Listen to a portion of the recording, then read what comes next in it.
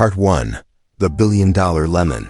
In the late 1930s, the Japanese Imperial Navy had a problem.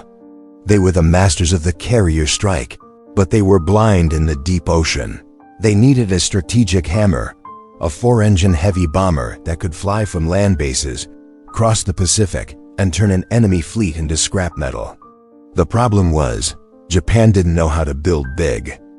Their experts were geniuses at making small, nimble fighters like the Zero, but a 4-engine giant? That required a level of engineering they simply didn't have.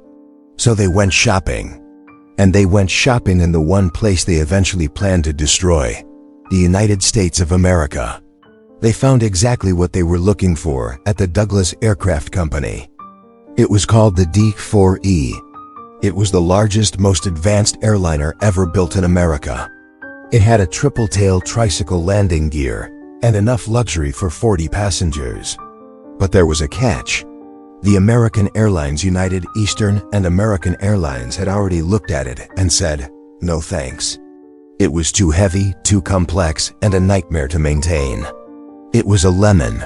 To Douglas, it was a failure. To Japan, it was the Holy Grail. They bought the only prototype for nearly $1 million, a fortune in 1939, and shipped it across the ocean in secret. They thought they were buying the future. In reality, they were buying the heaviest anchor in the Pacific. The secret purchase. The Japanese purchase of the D-4E was wrapped in layers of deception. They claimed it was for civilian research for Japan air transport. They even had the plane flown to Japan by American pilots. But the moment those American pilots left, the Japanese Navy moved in. The plane was taken to a secret facility at Nakajima. The order was simple: disassemble every bolt, copy every wire, turn this luxury bus into a world-ending bomber. They called their new project the G5N Shinzan, meaning mountain recess. The Japanese engineers were stunned by what they found inside. The American technology was light years ahead. It had power-boosted controls and cabin pressurization. To the Japanese, it looked like alien technology. They believed that by copying this American giant, they could skip 10 years of development and build a bomber that would make the US Navy flee in terror. The hubris of the copycat, the American anomaly, here was a reversal of the usual story. Usually, the Americans take a simple idea and make it big. Here, the Japanese took a failed big idea and tried to make it military. The Japanese didn't realize why the Americans had rejected the D-4E. They thought the Americans were just being picky. They didn't understand that the plane's weight-to-power ratio was a disaster. The D-4E was over-engineered. It was too complicated for its own good. By copying it, Japan wasn't just copying American success. They were copying American mistakes. They were building a house on a foundation made of sand. As the first Japanese-built prototype began to take shape, the engineers realized they had a massive problem. The luxury liner was already heavy. Once they added bomb bays, machine gun turrets, and armor plating, the plane became a lead sled that could barely lift its own nose. The weight of failure by the time the first G5N Shinzan was ready for its test flight, it had become a monster. The Japanese engines of the time were not as powerful as the American engines the plane was designed for. This meant the mountain recess was underpowered from the start. It was like putting a lawnmower engine inside a tank. When the pilots finally took it into the air, they described it as trying to fly a wet sponge. It was sluggish, slow, and vibrated so much that the instruments were unreadable. The greatest heavy bomber in history had arrived. And it was a joke. The Japanese Navy, which had spent millions of yen and thousands of man-hours on the project, was left staring at a silver giant that couldn't fight, couldn't run, and couldn't even reach the altitude needed to survive enemy fire. The first verdict, the G5N, was the first sign that Japan's industrial ambition had outpaced its reality. They had tried to buy an empire instead of building one. They had looked at the American rejection and seen an opportunity, failing to realize that the Americans were the best in the world at knowing when a design was a dead end. The Frankenstein bomber was alive, but it was a tragedy in the making. In our next episode, we will look at how Japan tried to fix this monster, and how the ghost of Douglas continued to haunt every flight of the worst heavy bomber ever built. Part 2, The Lead SLED. By April of 1941, the Japanese engineers at Nakajima were exhausted. They had spent 2 years staring at American blueprints, trying to translate inches into millimeters and luxury into war. The result was the G5N Shinzan. On the tarmac, it looked like a god. It was towering, silver, and massive, larger than anything the Japanese pilots had ever seen. But as the test pilot climbed into the cockpit, he felt a sense of dread. The plane didn't feel like a bird. It felt like a mountain that had been forced to grow wings. When the 4 massive Nakajima Mamoru engines finally roared to life, the ground didn't just shake, it screamed. And as the mountain recess began its first takeoff roll, the Japanese Navy was about to learn a brutal lesson. You can copy a design, but you cannot copy the soul of an aircraft. This wasn't a bomber. It was a lead SLED with a death wish. The American WW2 had failed partly because it was underpowered. The Japanese thought they could fix this by installing their newest, most powerful engine, the Nakajima Mamoru. On paper, the Mamoru was a masterpiece. It was designed to produce nearly 1900 horsepower. But in reality, it was a temperamental beast. The moment the engines reached full throttle during the test flight, things began to go wrong. The cooling systems were inadequate for such a massive airframe. Within minutes, the engine temperatures climbed into the red zone. To prevent a fire, the pilots had to throttle back, meaning the heavy bomber was now flying with the power of a medium transport. But the heat wasn't the worst part. It was the vibration. Because the engines were poorly balanced and the airframe was a modified airliner, the entire plane began to shake with a violent rhythmic thrum. In the cockpit, the needles on the dials became a blur. In the back, the rivets began to groan. One test observer remarked that it felt like being inside a giant tin can that was being hit by 1,000 hammers. The Douglas design featured a tricycle landing gear, 1 wheel under the nose and 2 under the wings. In America, where runways were becoming paved and modern, this was the future. In Japan, it was a disaster.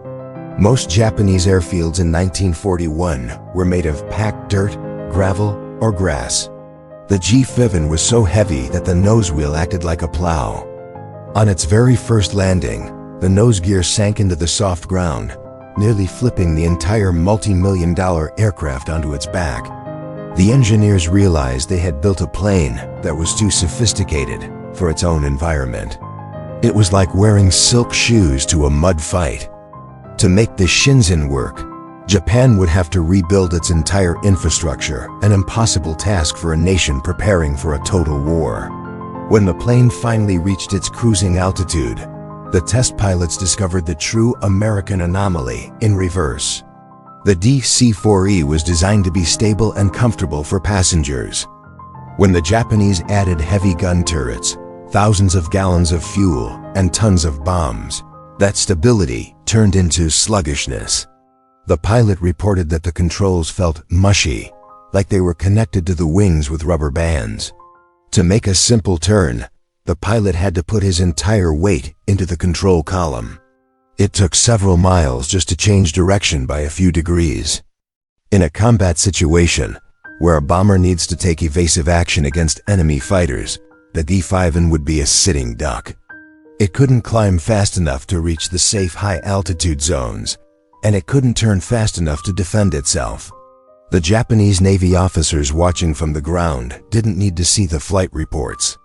They could see the plane wallowing in the sky. Their great strategic hammer was looking more like a great strategic liability. After the 6 prototypes were tested, the reports were devastating. The G5N was slower than the American B-17, carried less of a bomb load than promised, and was a maintenance nightmare. One admiral allegedly looked at the massive silver plane and said, "We wanted a tiger to cross the ocean. Instead, Douglas gave us a fat cat that is afraid of the water," the Japanese Navy faced a painful choice. They could scrap the entire project and admit they had wasted millions, or they could try to salvage something from the wreckage of their ambition. They decided on a compromise that was the ultimate insult to a warrior's machine. They stripped the guns, removed the bomb bays, and gave the Frankenstein bomber a new job. The truck, the mountain recess, was officially renamed the G5N2L. The ZLED stood for transport. The plane that was supposed to burn American cities was now relegated to carrying spare parts, engines, and high-ranking officers between islands. It was a humiliating end for a project that was meant to define Japanese air power. But the tragedy wasn't over. The ghost of Douglas had one more trick up its sleeve. Because the plane was so large and so slow, it became a magnet for Allied pilots, who gave it the reporting name Liz. To the Americans, Liz wasn't a threat. She was a trophy. And in our next episode, we will see how this billion-dollar lemon finally met its end under the guns of the very nation that had rejected its design in the first place. Part 3, Relegated to the Rear. By the middle of 1943, the Japanese Imperial Navy had a massive white elephant on its hands. The G5N Shinzan, the great hope for a strategic bomber, had been officially rejected for combat. It was too slow to dodge fighters, too heavy to climb over flak, and its engines were more likely to catch fire than the targets it was supposed to hit. But the Japanese Empire was stretched across thousands of miles of ocean. They were desperate for logistics. They needed to move engines, spare parts, and high-ranking staff between Tokyo, the Philippines, and the remote islands of the South Pacific. The Navy looked at the 6 massive airframes of the Shinzan and made a desperate decision. They ripped out the bomb racks. They plated over the glass nose. They removed the heavy machine gun turrets. The mountain recess was dead. In its place stood the G5N2L, heavy transport. It was a return to the plane's original DNA as an American airliner. But there was a deadly difference. The Douglas DC-4E was designed for the sunny skies of California and the paved runways of Chicago. The Shinzan was now being asked to fly through the lightning alley of the Pacific, where the runways were made of crushed coral and the sky was full of American hunters. The Liz, a target in the sky while the Japanese were trying to hide their failure. The Americans had already found it. Allied intelligence had spotted the massive 4-engine planes on aerial reconnaissance photos. They didn't know the plane was a failure, they just knew it was huge. Following the Allied tradition of giving Japanese bombers female names, they christened it Liz, but for American fighter pilots, Liz wasn't a name of endearment. It was a gold mine. In the vast emptiness of the Pacific, most Japanese planes were small, single-engine fighters or twin-engine bombers. Spotting a Liz was like finding a whale in a goldfish pond. To a Hellcat or Corsair pilot, a 4-engine Japanese plane was a rare trophy. It was slow, it was unarmored, and because it was a transport, it was usually carrying something or someone important. The American anomaly here was the hunter's instinct. The Americans realized that by shooting down one Liz, they could destroy 4 engines, hundreds of gallons of rare aviation fuel, and an entire cargo of vital supplies in a single burst of fire.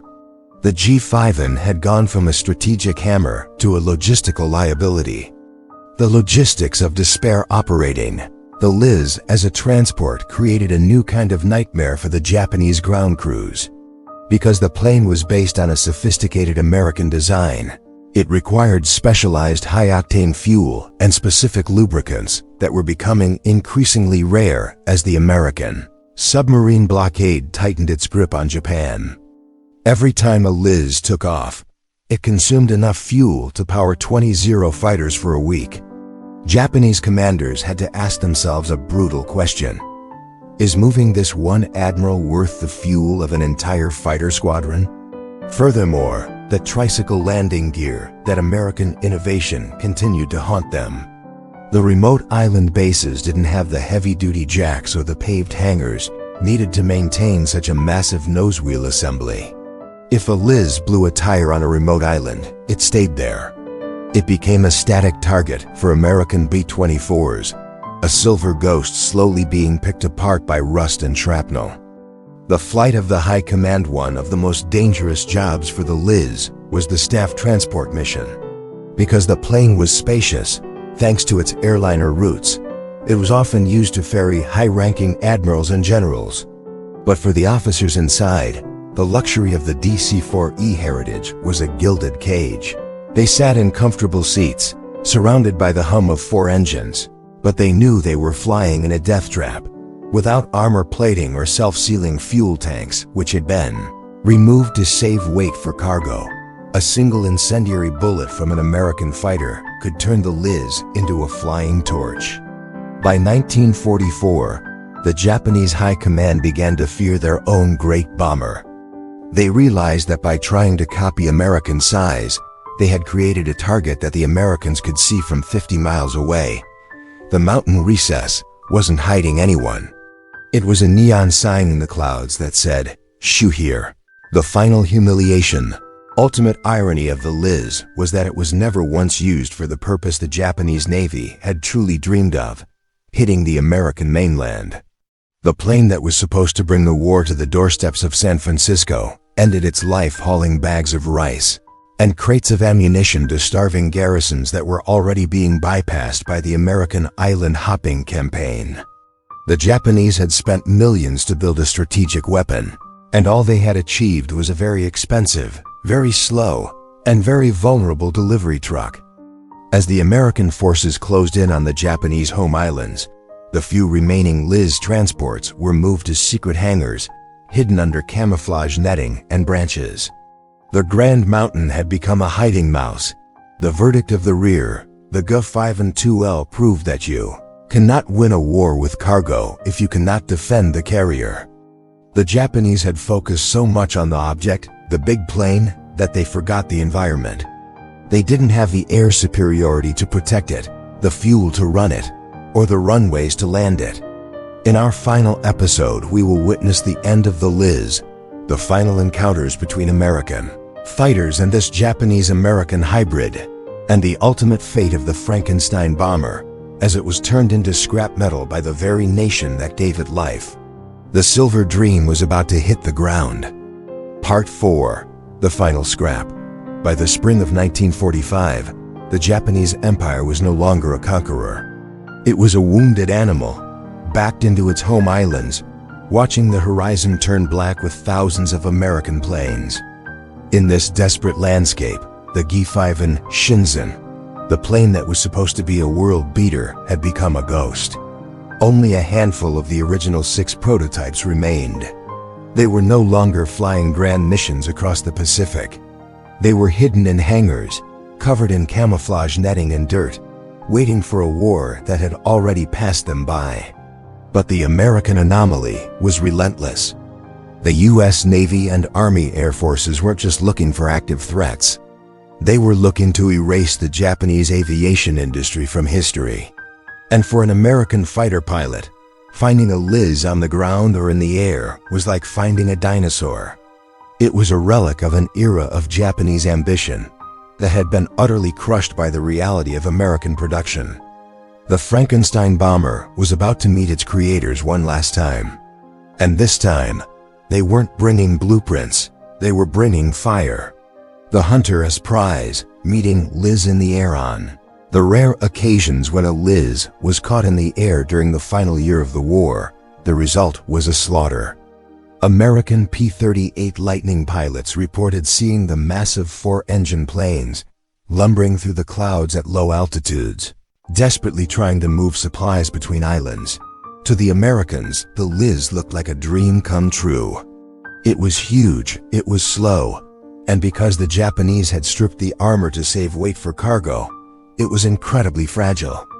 When a P-38 opened fire with its 20mm cannon and 50 caliber machine guns, the Liz didn't just go down, it disintegrated.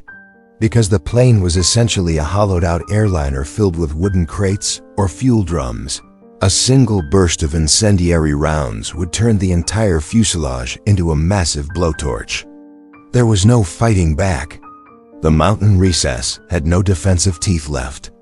It was a massive silver target that served only to pad the score of American aces. The ground war, the fire from above most of the Shinzan fleet, met its end without ever leaving the ground.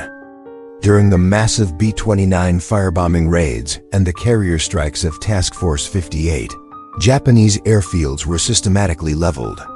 The G5N was so large that it couldn't be hidden in standard underground bunkers.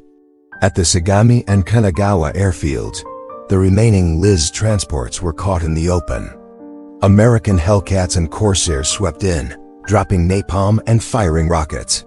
The planes that Japan had spent millions of yen to build from borrowed American designs were melted into puddles of slag in a matter of seconds. The irony was absolute. The Douglas DC-4E design, intended to bring people together through luxury travel, ended its Japanese life as a scorched skeleton in a bombed-out hangar. The Frankenstein had been burned by the very fire it was meant to unleash on others. The post-war inspection, a silent confession when the war finally ended in August of 1945, American technical intelligence teams flooded into Japan. They were looking for secret weapons, jet fighters, suicide rockets, and heavy bombers. When they found the remains of the G5N, the American engineers were stunned. Not by how advanced it was, but by how familiar it looked. They recognized the triple tail. They recognized the landing gear. They realized that they were looking at the ghost of their own failed Decafori project. The American report on the G5N was cold and clinical. It stated that the Japanese had successfully copied the form of the American plane, but they had utterly failed to understand its function. The report noted that the Japanese engines were unfit for a heavy airframe, and that the structural modifications had made the plane aerodynamically unstable. The final verdict from the Americans was perhaps the most painful of all. They concluded that the G5N was so poorly designed as a bomber that it would have been a mercy to shoot it down before it could kill its own crew in an accident. Scrap metal and lessons learned. Remaining G5N airframes were chopped up for scrap metal in late 1945 and 46. The aluminum that once made up the mountain recess was melted down to make pots, pans, and rebuilding materials for a shattered Japan. The G5N left no legacy in the sky. Unlike the Zero, which is remembered for its agility, or the B-17, which is remembered for its toughness, the Shinzan is remembered only as a warning. It stands as a monument to the danger of industrial hubris. It reminds us that you cannot buy innovation. You cannot take a shortcut to greatness by copying the failures of your enemy. The American anomaly in this story wasn't the plane itself, it was the fact that the Americans knew when to walk away from a bad design. Japan, in its desperation, clung to that bad design and tried to turn it into a miracle. In the end, they didn't build a bomber. They built a billion-dollar lesson in the cost of imitation. The final verdict of the Silver Ghost, the Frankenstein bomber, died exactly how it lived, caught between two worlds. It was too American to be a Japanese success, and too Japanese to be an American survivor. As the last piece of the LIS was melted down, the era of the giant propeller-driven super bomber was already ending. The jet age was beginning, and as the world moved toward the sound of the sonic boom, the silent, vibrating, struggling mountain recess faded into the footnotes of history. Japan had bought a lemon, and in the end, the only thing they had to show for it was a very bitter taste. The project was over. The mountain had collapsed. Part 5. The Ghost in the Machine. History is usually written by the victors, but it is built by the engineers. When we look back at the wreckage of the G5N Shinzan, the Japanese LIS, it is easy to call it a simple failure. But in the world of military intelligence and industrial design, there are no simple failures. There is a final question that has haunted aviation historians for decades. Why did the Americans sell it? In 1939, the US government knew that war with Japan was likely. They knew that a 4-engine heavy bomber was the ultimate weapon of the Pacific. Yet, they allowed the Douglas Aircraft Company to sell their most advanced prototype to the Japanese Navy. Was it a mistake? Or was it the ultimate Trojan horse? As we close the book on the Frankenstein bomber, we realize that the American anomaly wasn't just about building better planes. It was about understanding that in the game of high-stakes engineering, sometimes the best way to defeat your enemy is to let them steal your worst ideas. The trap of imitation. When the Japanese bought the WW2 they thought they were buying the shortcut. They believed they could save 5 years of research and development.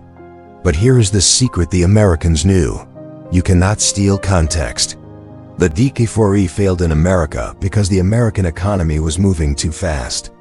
By the time the prototype was finished, the US airlines had already moved on to the next generation of requirements.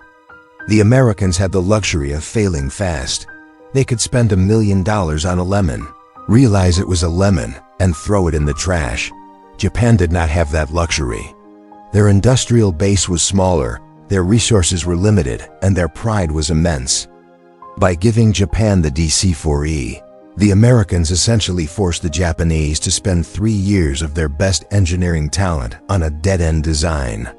While Japan was struggling to make the LEDs fly, the Americans were already perfecting the C-54 Skymaster, the plane that would actually win the logistics war. The Americans didn't just sell a plane. They sold a distraction. The what if? Could the Shinzan have won? Aviation enthusiasts often wonder, what if Japan had fixed the engines? What if they had used the G5N to bomb the Panama Canal or Pearl Harbor again? The answer, according to the American anomaly of production, is a resounding no. Even if the G5N had been a perfect aircraft, Japan only built 6 of them. In that same time frame, the United States built nearly 13,000 B-17 flying fortresses and almost 4,000 B-29 superfortresses. The G5N project proved that Japan was still thinking in terms of quality over quantity. They wanted one superweapon to change the war. The Americans understood that war is a numbers game. The Frankenstein bomber failed because it was too complex to be mass-produced in a country that didn't have the industrial muscle of Detroit or Seattle. The successor, the G8N Rita, the ghost of the G5N, lived on in one final, desperate project, the G8N Rita. By 1944, Japan had finally realized that copying the Douglas airliner was a mistake. They started from scratch to build a true heavy bomber, the Rita. It was sleek, it was powerful, and it used all the lessons learned from the failures of the LEDs. But it was too late. The Rita only flew a few times before the war ended. The time that had been stolen by the G5N project could never be recovered. This is the ultimate lesson of the Frankenstein bomber. Innovation cannot be bought, it must be earned. By trying to skip the hard work of original design, Japan ensured that they would always be one step behind. They were flying the American past while the Americans were building the future. The final legacy of the LEDs today. There are no G5N Shinzans left in the world. There are no museums where you can see the mountain recess. It exists only in grainy photographs and the nightmares of the men who tried to fly it, but its ghost is everywhere. The DC-4 heritage that Japan tried to weaponize eventually led to the golden age of air travel. The tricycle landing gear, the high-capacity fuselage, and the 4-engine reliability became the standard for every Boeing and Airbus you fly on today. The LEDs was a tragedy of war, but it was also a milestone in the human story of flight. It reminds us that every failure is a stepping stone, provided you are the one who survives to read the report. Japan built the worst heavy bomber in history because they tried to build a shortcut. And in the sky, there are no shortcuts. There's only the wind, the weight, and the truth. The conclusion of the series, the saga of the Frankenstein bomber, is a story of misplaced ambition. It is a reminder that in the heat of a global conflict, the most dangerous weapon isn't a bomb, it's an idea that looks good but doesn't work. The Americans rejected the WW2 because they knew it wasn't ready. Japan bought it because they were desperate. That desperation gap is where wars are won and lost. The silver ghost has finally stopped vibrating. The engines have finally gone cold. The mountain has finally found its recess. The story of the G5N is over. Part 6. The Shadow of the Giant. In the final months of the war, the Japanese engineers who had worked on the G5N Shinzan would stand on the rooftops of Tokyo and look up. They didn't see the silver ghost of their own creation. Instead, they saw something that looked like a nightmare from the future. High above, at an altitude where the air is too thin to breathe, and the temperature is 40 degrees below zero, flew the Boeing B-29 Superfortress. It was everything the G5N was supposed to be. It was fast. It was pressurized. It carried a massive bomb load. And most importantly, it worked. The Japanese observers realized, with a crushing sense of despair, that while they had been struggling for 5 years to make a rejected American airliner fly, the Americans had been building the most complex machine in human history. The failure of the Liz wasn't just a technical mistake. It was a strategic death sentence. By the time the war ended, the story of the G5N had become a mirror. It showed Japan not just what they had failed to build, but what they were up against. An industrial machine that didn't just copy the future, it owned it. One of the greatest failures of the Japanese Liz was the cabin.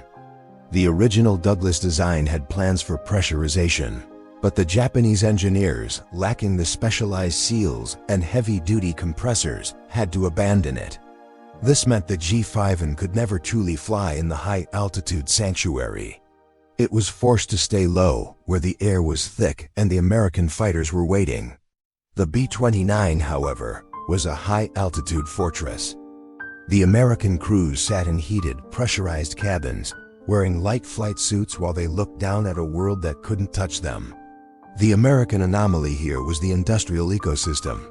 To make a pressurized bomber work, you don't just need a good engine. You need a chemical industry that can make synthetic rubber for seals. You need an electronics industry that can make automatic pressure valves. You need a precision machining industry that can make airtight rivets. America had all of those. Japan, despite all its bravery and skill, did not. The G5N was a giant with paper lungs. The B-29 was a giant with lungs of steel. The Nakajima Mamoru engines that plagued the G5N were a constant source of shame for Japanese aviation. They were unreliable, they overheated, and they lacked the turbo superchargers that allowed American planes to keep their power at high altitudes. The irony?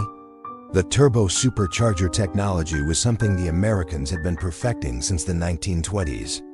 While Japan was trying to skip the hard work by buying a Douglas airliner, the Americans were doing the invisible work of metallurgy and thermodynamics. When the B-29 arrived over Tokyo, its Wright R-30-3-50 engines were using the very technology Japan had failed to master.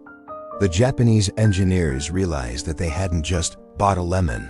They had bought a statue, a beautiful object that represented a level of technology they weren't ready to support. You cannot copy a finish line if you haven't run the race. As the last pieces of the G5N were being melted down into scrap metal in 1946, a group of American and Japanese engineers met to discuss the project. One American engineer reportedly asked, "Why did you try so hard to make it work?" "We knew it was a bad design in 1938. A Japanese engineer replied, "We didn't have the luxury of choice. We saw the size of your country and the size of your planes, and we thought that if we could just have one big plane, we could be equal to you." This was the human heart of the Frankenstein bomber. It was a plane built of envy and desperation. It was an attempt to bridge the gap between a medieval warrior culture and a modern, industrial superpower using a single silver bridge that wasn't strong enough to hold the weight. The G5N Shinzan is gone, but the lesson remains for every nation and every company in the modern world. It tells us that imitation is a trap. If you only copy the visible parts of success, the size, the shape, the looks, you will always be defeated by the invisible parts of success, the infrastructure, the culture, and the willingness to fail. The Americans didn't win the air war because they had the best airliner. They won because they had the best system for turning mistakes into miracles. The Frankenstein bomber was the last time Japan tried to buy an American future. From the ashes of that failure, they learned a different lesson. In the decades after the war, Japan stopped trying to copy and started to innovate. The same companies that struggled with the G5N would eventually lead the world in automotive and electronic excellence.